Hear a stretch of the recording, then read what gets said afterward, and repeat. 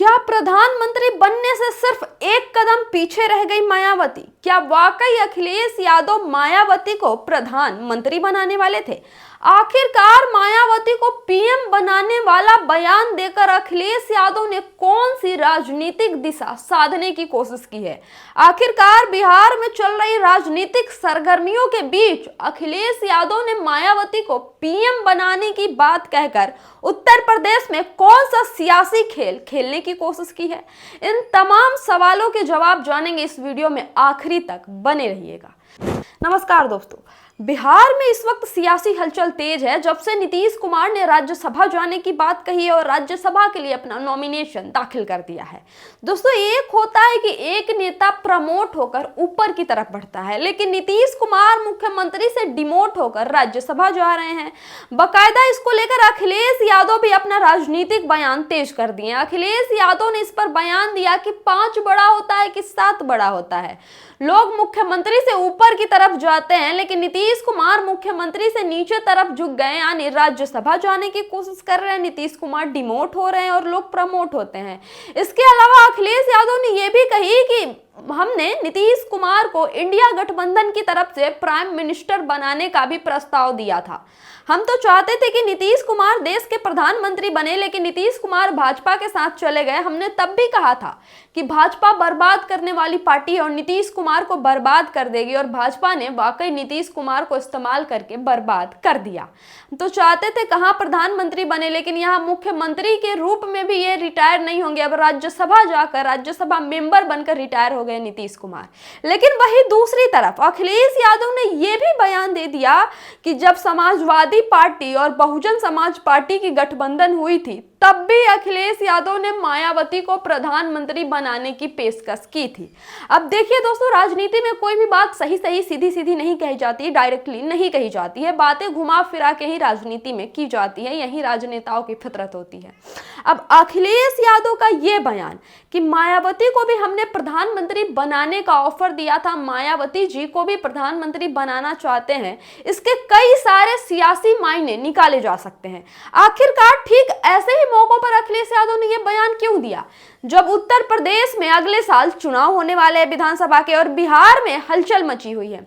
अखिलेश यादव का सीधा सीधा साफ साफ निशाना उस बहुजन वोट की तरफ है, जो बहुजन वोट बैंक एक समय पर बीएसपी के साथ जाती थी, लेकिन अब वो बीएसपी से छिटक कर भारतीय जनता पार्टी के खाते में चली गई है।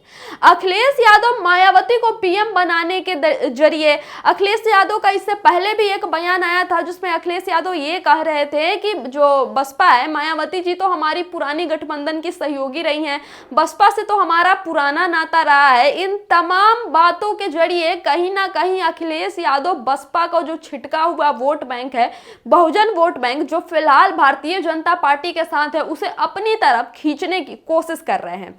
वही दूसरी तरफ जो नीतीश कुमार है, वो कुर्मी समुदाय से आते थे, तो नीतीश कुमार को पीएम बनाने की बात कहकर और नीतीश कुमार के लिए सिंपैथी देकर अखिलेश यादव जो कुर्मी वोट बैंक है उसको भी कहीं ना कहीं साधने की कोशिश कर रहे हैं। जिससे एक बात तो तय हो जाती है कि अखिलेश यादव 2027 को लेकर प्रचंड बहुमत की तैयारी कर रहे हैं।